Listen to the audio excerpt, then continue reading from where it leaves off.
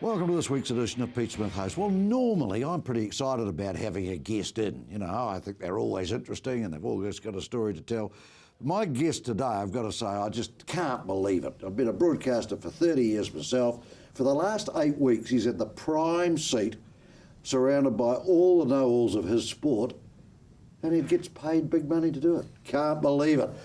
Craig McMillan, you're one of the luckiest guys in New Zealand, mate. How was the 8 weeks? Hello, Pete. Yeah, it was outstanding. It's been a golden summer for New Zealand cricket, hasn't it? And you did right. Best seat in the house, getting to watch and talk about what New Zealand have done over the last 8 weeks. Awesome. And forget at the moment the cricket team. Your team that you've assembled now of broadcasters, I think you've got it about right, haven't you? I think a lot of them have come on better. You know, I was a little Simon Doull. I wasn't really a great Simon Doull man, but he's obviously developed. You've certainly got more confident in what you're doing, which is good. And everyone now sounds like the team's winning, which is a hell of a help. Yeah, it is. Yeah. Well, you know, through broadcasting, it's a lot easier when the side's doing well. Yeah. It makes your job a lot easier. I think we've got a good mix, a good balance within the group. Yeah. No one's too precious. Everyone can have a laugh at one another, and there's a lot of knowledge in that commentary box. Absolutely. That's what stags me. And I must say, I mean, only because he's probably done it for years as well, he always seems to be a step ahead, Ian Smith, doesn't he? He just seems to think this is what could happen. And the number of times he gets it right is amazing, isn't it? Yeah, he is. He's our Richie Beno, I guess, in our commentary box. He's been doing it for 25 years.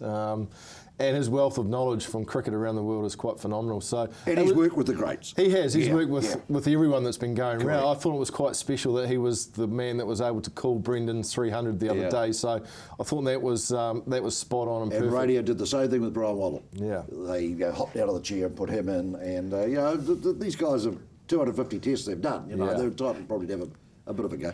Just back then, how do you select how you're going to do the roster, or how's that done? Does Smithy do that? Who does that? No, we have a producer who changes it from day to day with the different people you work with. Smithy always opens the day. He does. Smithy's our front man, so he sits in that fronting chair. He has guests that talk about what's likely to happen throughout the day, maybe what happened the day before. And then you have the commentary roster throughout the day. So and you mix the pairings.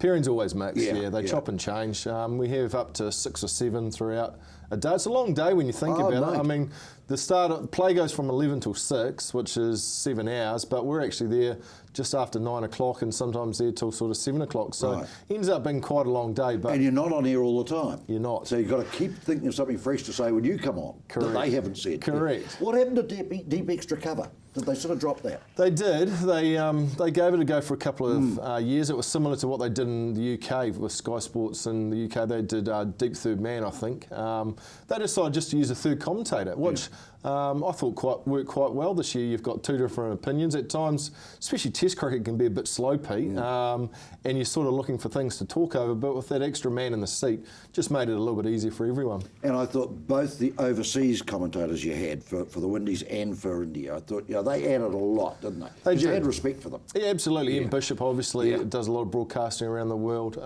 Sonny Gavaskar, well, you don't have to mention his name, but to know all the facts, first man to 10,000 test runs, wealth of knowledge about the game. So very lucky to have 2 expert commentators like that come over on those tours.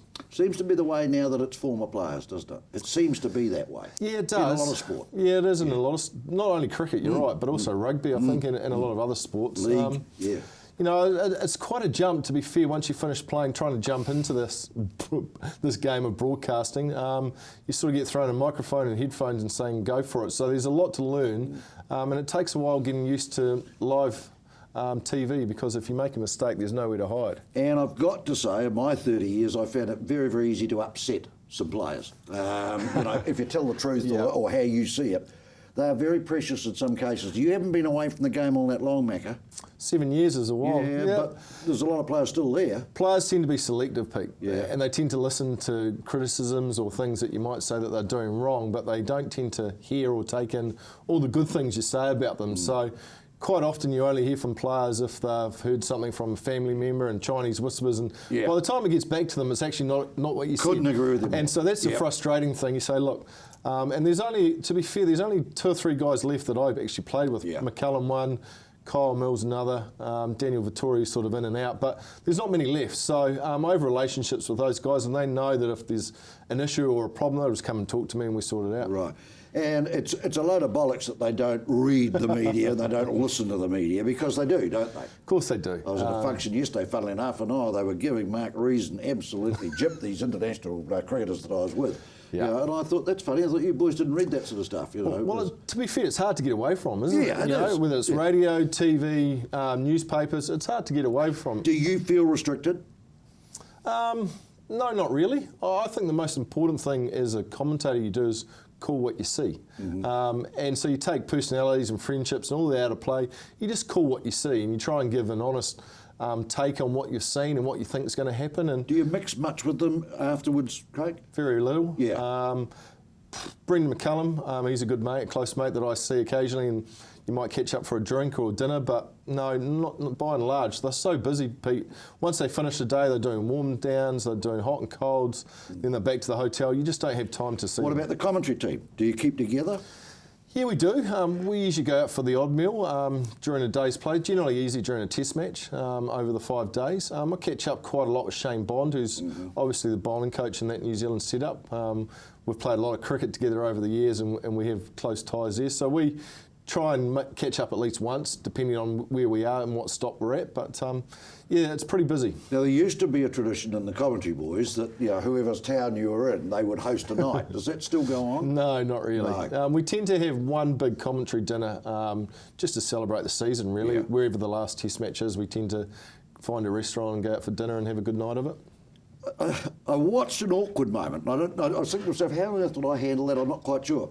When Brendan McCullum didn't declare at the Basin, you know, I'm saying, why haven't you? You're probably thinking, I'm pleased he hasn't. You know, it's a hard call to make and to criticise the skipper. Yeah. You know, I kept thinking, you're going to run out of time to get them out. As it turned out, it didn't really Yeah. influence the game. But do you get embroiled in that a bit? You think how you'd do it? Well, you give your opinion. I think that's what you're paid to do, Pete. That's why you're in the box, because hopefully people want to listen to you and want to listen to what your opinion and your thoughts are on the game. But you and Richardson were miles apart, We are, weren't you? yeah. To be fair, we're apart by that much on most things, so there's no surprise there. Look, at the end of the day, New Zealand were 1-0 in the series. That Basin Reserve Test, they were behind the game for a long time. well out of it. So they weren't in any position really to try and push the envelope and give India any sniff. They didn't deserve it. So I had no issue with Brendan McCullum batting on, and at the end of the day, the Basin Reserve pitch was pretty flat and pretty good, and getting 10 Indian wickets on that last day was almost impossible. And yet, if you go to the Auckland scenario, as it turned out, it probably dangled just enough for the Indians, didn't it? It did. For the ego to have a go to beat the minnows, New Zealand. They had a crack. Yeah, they did. Another Hundy would have put it beyond, wouldn't it? Oh, without It a would have doubt. been Yeah, it would have taken them out of the game and probably wouldn't have made it as interesting No. as what it was. But we're talking about New Zealand getting bowled out for 100 and what a bad batting performance. But it actually made the game and set it up beautifully. Yeah. Okay, so we're just talking about the intricacies. It's nice to hear, isn't it, from the person behind the camera that just what goes on. When we come back, though, we will talk about the Black Caps. So Craig McMillan with me.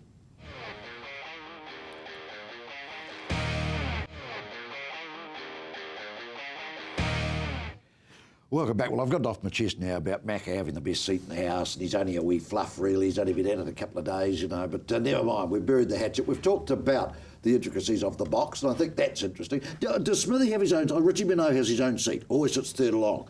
Does Smithy have that when he's in the panel? No. No. No, he's pretty relaxed. Yeah. Pretty, you know, he doesn't need his own I seat. suppose it's like you putting your left boot on when you go down to batter, so I suppose Richie just has that suspicion and sits in that one seat and he's allowed to, I Well, suppose. sometimes you have that superstition, don't you, Pete? Yeah, So, yeah. Anyway, back to the cricket. And did you see, in your heart of hearts, New Zealand competing as well against both countries? Certainly against the West Indies I did. Did you? But India I thought were going to be a stiffer challenge. If you look back to the start of the summer, New Zealand had come off a really poor tour of Bangladesh. Yes. Got beaten 4-0 over there in the one-day series, had drawn the test series 0-0. Had struggled a bit in Sri Lanka as well. I think the hope was that we'd beat the West Indies and we'd compete well against India with maybe winning the one-day series but losing the test series. Quite high goals, mate. Yeah, look, to be fair, the West Indies were a poor side. Well, yeah, we'll come back to that in a minute. So, OK, they come off a bad patch, really, the Black Caps, Yep. and the pressure against them a bit, and there's still the Hesson, Taylor, all that garbage going. McCullum couldn't captain his way out of a paper bag. You know, we got all that. Then they come against the West Indies, who, Did they really not want a tour? Was that sort of the impression the viewer got, that they didn't really want to be here? Well, they're poor tourists, I think, at the best of times, the West Indies. Sort of team that if you can get on top of very early, then there's not a lot of fight. To be fair to them, they're missing, I think, 4 or 5 of their frontline players, Pete. And when you talk about Chris Gale, you talk about Kyron Pollard, world class, Kemar Roach. I mean, they make a huge difference to that West Indies side. So but is there a stigma about touring New Zealand? Do sides not like coming to New Zealand? Sides love coming to New Zealand. That's probably the problem. That is the problem, that they actually love coming to New Zealand. Indian, you listen to MS Dhoni and those guys, they love coming here because they can walk around the streets, they can go to the movies, they can go to shopping malls, and they don't have 100 people trying to chase them for an autograph or a photo. So New Zealand as a destination, as a touring country, is one of the top 2 or 3 in the world, I would say. Difficult time for the Windies over Christmas, isn't it? I mean, it's a bit of the... We go to England in May, which is not a great time. They seem to get the rough end of the stick a bit, but they're here over Christmas and families and that sort of... But the weather played its part, didn't it? The weather was outstanding right throughout the summer. I think made quite a big difference to how the summer panned out. There was 1 or 2 average days during that West Indies summer, but look, I just thought New Zealand got on the front foot straight away. And did you not doubt they could bowl them out? I mean, after Bangladesh, where they really struggled to get wickets, and did you think, they're good enough to bowl Windies out consistently? Yeah, in our conditions, we've got a tremendous bowling lineup. I think you've seen the likes of Bolt and Southey, Wagner as well this summer has taken another leap forward. I've been encouraged by the bowlers for some time. My concern, especially in Test cricket, has always been in recent times that we haven't scored enough runs. And if we give our bowlers enough runs, then I believe that we've got enough guys that can take 20 wickets and win us Test matches. And we saw that this summer, because to me that was the big turnaround, was the fact that all of a sudden we're scoring big first innings totals and giving the bowlers something to bowl with. Now, when you say our conditions, I mean, I watch the pitch report and I watch the cricket, and I'm not clever enough to know.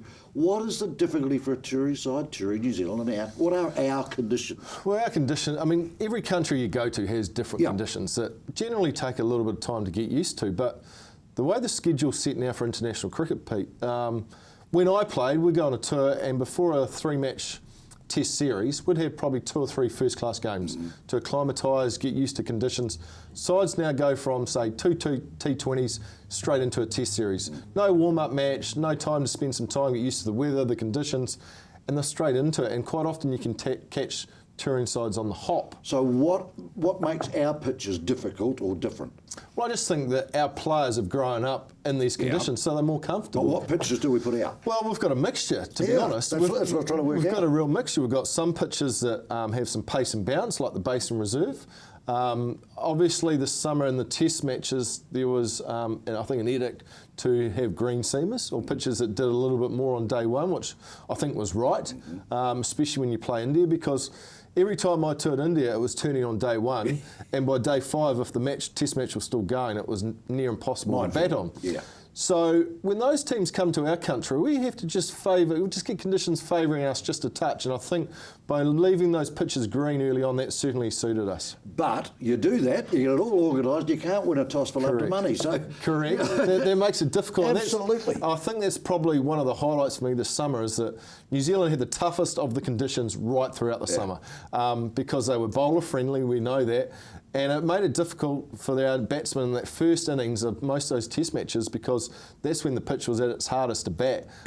But through Ross Taylor in the early part of the summer, who was just phenomenal with the way he played, and just changed his game. He put suit shots away. He just didn't look like getting out all summer. I want to go back one more, though, to Williamson. Yes. This boy looks a bloody good cricketer to me. He's going mentally, he seems to be in touch with his game, knows what he wants to do. He came into some really tricky times, didn't he? He did, because batting at 3 in those conditions that we've just talked about. Damn near opening. Damn near, he's in early. But he's got a cool head on those shoulders. Technically, I think he's New Zealand's best batsman. I couldn't agree more. Plays well off the front foot, plays well off the back foot. Potentially, what could he become? That's exciting, isn't it? It is. But big help to him, now we'll come back to Taylor, big help to him to look down the other end of the wicket. He's got Taylor there, the machine. Absolutely, And he just batted like a machine, didn't he? Yeah, he did. He took his Test game to another level in terms of his game plan, in terms of his concentration. What he eliminated. Correct. He eliminated, he tightened things up, and by doing that, he just eliminated the way he could get out, really. I thought that first half of the summer, Ross Taylor dominated and was a crucial part to New Zealand being successful. Yeah, a huge boost to the others. Yeah, in the side, wasn't he? He was just solid as he was there. You didn't have to worry about him. Play your own game, and I thought it was great. Well, absolutely. I mean, he sort of lifted the bar for all the other batsmen in that side, saying, well, Ross Taylor's doing it, I have to get to that level. Yep. And I think it lifted everyone along, and we saw the results of that throughout the summer. I do agree with you. Right, we're going to go to a break where we come back because the world champions were India. I mean, don't kid yourself. And yes, they had to play here. But our side went up another gear, and I think that's the most pleasing aspect to me, and I'm sure my guest Craig McMillan will agree with me. Back in a moment.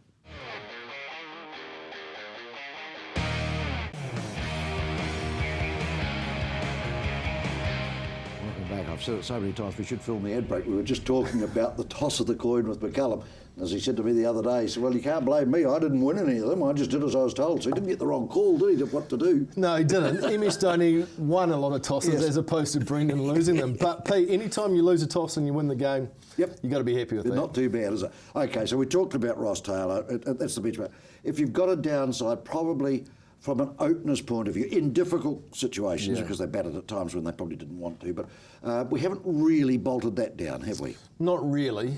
That's probably the one area of that batting lineup that's still up for debate, I think, because neither Rutherford or Fulton really got the score that they needed to, just to keep the critics away at bay. So, in Fulton's defence, I saw some stats the other day of how long he in fact occupied the crease, which, you know, is instead of both out in 10 balls, you know, at least he hung around a bit. But, yeah, you've seen a lot of it. Anyone coming through? I mean, we don't want Williamson to go to open. I don't want that. No. We've got to find some openers. Where are they? Well, we've got a local lad, Tom Latham. He's probably the next cab off the rank and deserves to be. Would you have given him a shot? Well, he didn't need to in them because Ross Taylor didn't play that second test because of the birth of his. Sure. So I think that's the debate for the selectors now. Do they continue with Fulton and Rutherford and Latham stays on the sideline, or do they decide to make a change at the top? What would you do? You were off to the West Indies. What are you going to do? I don't think Peter Fulton will go. You don't think he will? No. It's a tough one because, like we said, the openers had the toughest of the conditions right throughout the summer. So it was always going to be a tough summer for them. Look, Pete offers a lot of things. He'll be disappointed that, you know, he hasn't taken his chances on the recent... A lovely guy. Yep, absolutely. Top bloke. And, you know, he's done a wonderful job for Canterbury cricket. I guess that's the only good thing, that if he doesn't go on the West Indies tour, he'll be playing for Canterbury. The Canterbury batting coach. So where are they at the moment? I really don't know at this stage, Peter. It will come down, I guess, to what the coach Hesson and Captain Brendan McCullum want. But we certainly do need more runs at the top. Either way, you know, that's what you're judged on. We need more runs at the top. We have to get them. We then talk about a spinner. I think Danny Vettori's days are probably over, aren't they? I think they are, certainly in Test cricket. Yeah. It would be great to have him at the Cricket World Cup next year. Sodhi is a huge talent. He really is. But with a Test average up over 65, I think, not enough wickets. Didn't do well in that first Test at Eden Park. Was playing against... bowling against some of the best players of spin in the world. So that's always going to be a tough ask. But someone had to do it. He was correct, absolutely. And just as we judge batsmen on runs scored, we've got to judge spin bowlers on wickets taken in the way they've bowled. So it wasn't the ideal summer probably for him. No. On a downside, and it's a frustration for me, not really so much a criticism, I really think Southee has the potential to be a dominant all-rounder of the New Zealand side. The Christopher Cairns type, that sort of bloke. But the bowling can't argue. He leads from the front. He's getting some great support. For batting, he just gives it away too easy. Yeah, there's room for improvement with the bat. Because he can bat. Well, on Test debut, he scored 77, if you remember rightly. He had it beautifully. 8 sixes, 9 sixes. He's got a lot of potential there, but he lets himself down at times because he just wants every ball for 6 or 4. And there's times when there's a batsman at the other end that you actually have to bat for. That was the point I was going to say to you. Yeah, we need him. Correct. We need someone. Absolutely. I think over the next 2 to 3 years, I would hope that we're going to see a lot more runs out of Tim Southee in that lower order. All right, we agree. I mean, at 3 for 30, everyone's got a job to do from there on in, haven't they? And he's part of that unit, so that's good. The Ryder Bracewell thing, well, you know, it's not a work in progress now. It's a drama, isn't it? It's just, I think it's cut the cloth time. I can't really see how you get around it, to be honest. Well, it's a distraction that the team doesn't need, the players don't need. And it's such a tight unit, isn't it? It appears to be at this stage. They're a happy mob. Without a doubt. They don't need the distractions. No, they don't. I mean, they're repeat offenders who have been given plenty of opportunities, have had a lot of support around themselves, but don't seem able to just grasp the consequences of their actions. And I think they need some time away from the New Zealand side. They need to go back to their associations and actually have a decent season where there's no off-field incidents that people are talking about, get things right, and then maybe in a year or two they come back into the side. You've been around a long time, Craig, with teams. The dressing room is pretty important, isn't it? I talked to Brendan McCullum the other day. He said just to have Pete Fulton's presence in the dressing room is important. Just to have the unity in the dressing shed is important. The 12th man's important in the shed, you know. That's pretty fair, isn't it? Yeah, absolutely. Dressing room's vitally important, especially in cricket, because cricket's so different to rugby, football, all these other sports that are 80-minute, 90-minute games. Or you can have a knock-on and then score the most brilliant winning try. Correct. You nick one, you're gone. You make one mistake as a batsman, that's your game done. So you're either playing for 6 or 7 hours or you're playing for 5 days.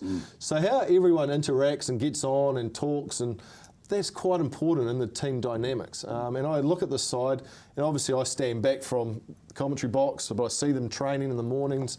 I've been to some of their trainings. I'm just interested just to see how they train, how things are going, what they're working on, those sorts of things. And to me, there seems to be a really good feeling amongst the side at the moment. Hesson, Carter, Bond, 3 good blokes now seem to be involved with the side, don't they? Yeah, I think they've all done a terrific job.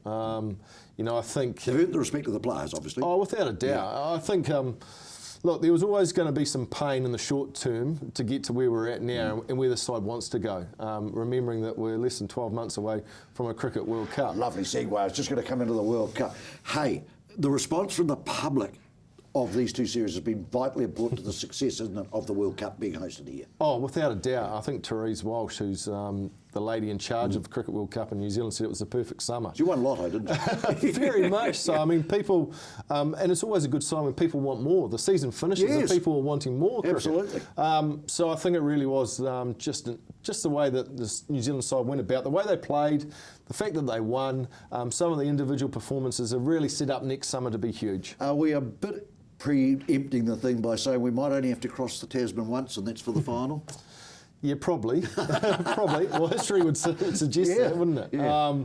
But playing it's a marvellous thing to play in though, Craig, isn't it? Oh, I was lucky enough to play in 3. One in England, one in South Africa, one in the West Indies. And they are a great tournament. I mean, it's what you can pretty much hang your hat on if you win one of those things. And I think the side, look, without putting too much on them. Look, you've got talented youngsters like Anderson, Neesham, who have come on this season.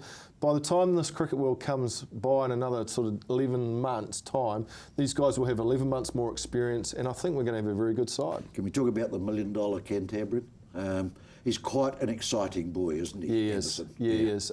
He's had a terrific summer. Tailed off a little bit towards the end of the summer, but I think that was just from workload, and the different intensity of international cricket to domestic cricket is huge. So that was to be expected, but he's going to have a great opportunity, obviously. Now we're talking about exciting players, which is great, isn't it? Instead of bagging players, we're talking about some real exciting machines coming through. What are you going to do in the winter? I've got quite a bit of coaching on with Canterbury Cricket. You're back with the mic? Anywhere? Could well be in India, could well be in Bangladesh, still waiting to hear. So it could be busy. IPL is April, May. You any closer with the rumour that it's probably going to be in South Africa? Yeah, they're having trouble because the national elections are on at the same time. Can't guarantee national security. So got to make a decision shortly because the boys are away soon. I think in all likelihood, Pete, I would say that the first 5 weeks will be in South Africa, maybe the final 2 weeks, the finals in India. So there's a wee scoop for you, and we were talking about that with Stephen Fleming and the boys the other day, and just where they could be going. So, Macca, you've had a bloody good summer too, so I've enjoyed it. I think you've come on in leaps and bounds, and lovely to have a Cantab with the mic. So good luck with your career, boy, wherever it takes you. Okay, that's Pitchman Host for yet another week.